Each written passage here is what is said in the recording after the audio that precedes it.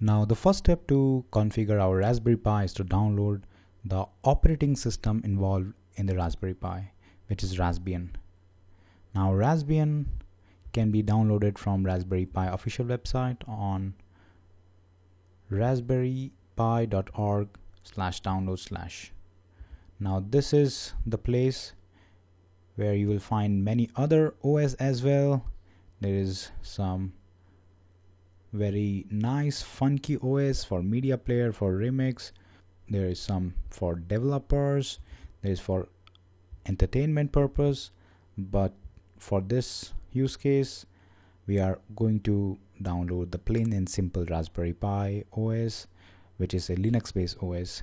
So you can either download the zip version or the torrent version, both are same. So we are going to download the zip version now. Now for this demo purpose we have already downloaded the OS for you. Now let's see how it looks like. Now if you go to resources, there it is. Now this is the zip version and I just extracted the file and it's approximately 3.2 gigabytes and the zip version is around 1 gigabyte, around almost 1 gigabyte. So it's a big file. So let's see how we are going to install this in our micro SD card. So I have inserted my micro SD card. If I go here, you can see I have my micro SD card is ready to be formatted and to write this new OS into it. So now what I will do, according to our step 2, we are going to burn our operating system into our micro SD card. That means we are going to copy our operating system into this micro SD card. Now you cannot really do a Control-C, Control-V, normal copy won't work because it's a bootable format. So we are going to use a tool called Win32 Disk Imager for it. So this is a free tool which you can use, Win32 Disk Imager, and I have already installed. It's very simple to install, just next window processes and you are ready to use this tool. Now first thing you have to do is you have to browse in which location your image file is. So if I go to my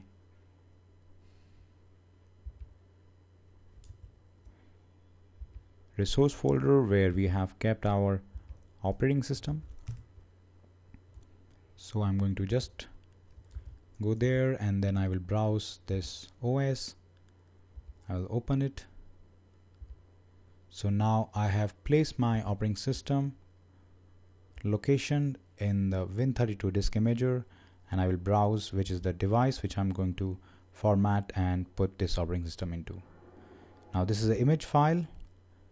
So when I say write, it's going to wipe out and format it, and it will also ask you that are you going to continue, because the device can be corrupted or there can be many problem which can come through, but I have not faced any problem till now, so you don't need to worry about that. So let's write it down. So it's going to take a while. So I will pause my video now and I will resume when we are done with the process. So you can see here the writing of our disk has been successfully completed. So we'll say OK and we will exit. Now we are going to see how this disk looks like.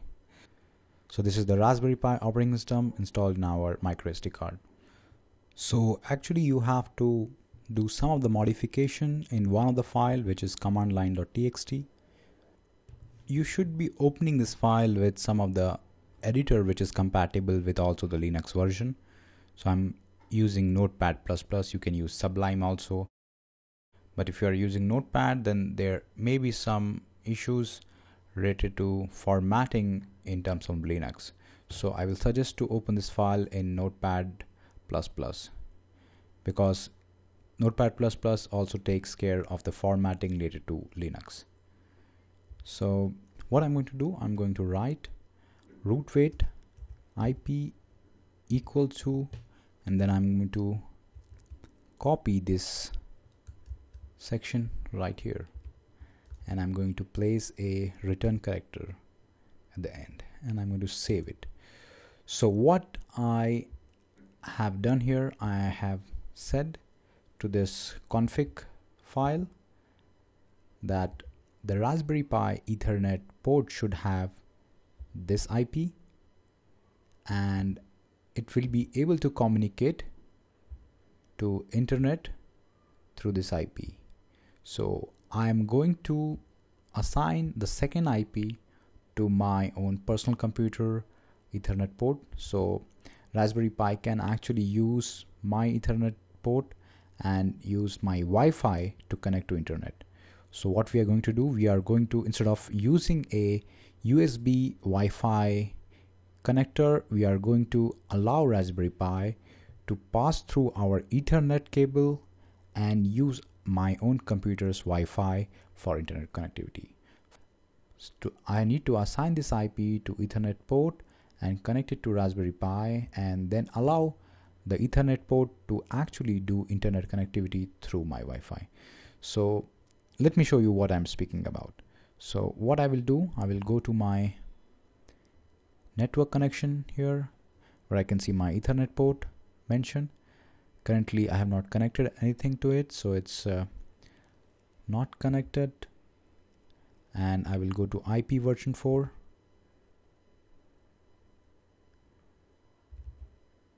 So you can see here I have assigned the second IP, which I just mentioned to you, 137.1. This is the same IP which I just mentioned, 137.1, and I said OK. I have to just press OK there. I am connected to internet through my wireless, so I will actually tell my wireless that others can actually use it to go through internet. So I have checked here, and the devices which are connected to local area network 3, which is this, can actually go to internet via my wireless network. So once you do this setting, and you also change this command line.txt file in your Raspberry Pi operating system, so when your Raspberry Pi will use this OS as its hard disk, it is going to take the first IP as its own Ethernet IP, and it will also allow the second IP for internet connectivity. So it's kind of a router for Raspberry Pi now. We just need to save it and close it. Remember that at the end you add one return character, because this will allow the Raspberry Pi to execute this command. Now I'm going to remove my micro SD card from my computer, because everything is configured, and I will place it in my Raspberry Pi small SD slot, and after that I will be connecting the power cable of Raspberry Pi to the USB. So actually, if you remember, the Raspberry Pi is having a micro USB charger cable which actually powers it. It is 5 volt input, if you remember that. Once your Raspberry Pi is plugged in, then your operating system will actually boot, and the magic will happen. Let's see what happens. So I'm removing my USB, and I am actually removing my micro SD card now, and I am placing it in Raspberry Pi, and I just connected the power cable. So give it 2 seconds and let's see what happens. So I see some blinking effect of LED, and I guess the operating system has been booted up in Raspberry Pi. And now we are going to do a SSH connection to our Raspberry Pi using our Ethernet cable. So we will be entering into our Raspberry Pi operating system by our Ethernet port using SSH. For that we will require PuTTY and Xming. Now PuTTY will be doing actual SSH, and Xming will be actually giving us the graphical user interface. You can download PuTTY and Xming from the URL which we are going to provide in the resource section next to this video. So it's very easy to install PuTTY. I have already installed, but I will show you once again. You have to just run this exe file and it will start PuTTY. There is no headache of installing it in C drive or anywhere else. And with Xming, you have to follow the standard procedure of Windows. So you have to press next and give the location where you have to install it. Just go with the custom setting and don't experiment anything new, because if you will try to do some changes, then your GUI will be a bit different. And I've done some experiment with Xming server previously, and when I started the GUI, then it was very funny looking, very low resolutions GUI. So we will not be changing any of the default setting in Xming, and we are going to keep it as it is, and we are going to hit install. So we will not be launching Xming, we're just finishing it. And now we have both PuTTY and Xming installed. So I'm going to connect the Ethernet cable, one end to Raspberry Pi and other end to my own Ethernet port. And once I do that, you can see the connectivity has been established. And if I use my PuTTY here and I run it, I have to give the IP address of Raspberry Pi, which is this one, and I have to copy only the IP address, and I will be also establishing X11. I will be enabling X11 forwarding so that I can establish an SSH. The port will be 22, SSH, and everything is correct. Let's see what happens. Perfect. So we are given the Raspberry Pi SSH, but it's asking me for the credentials. So the default username is Pi and the password is Raspberry. Voila, we are inside Raspberry Pi. Now the next step was to use Xming server and see the GUI of Raspberry Pi itself. So for that I need to start the Xming server, and when it's running, okay, it started running, and then I will go back to my PuTTY session and I have to type a command called lx session. So yes, so this is our Raspberry Pi operating system, and this is amazing because we are inside our Raspberry Pi and you can see everything.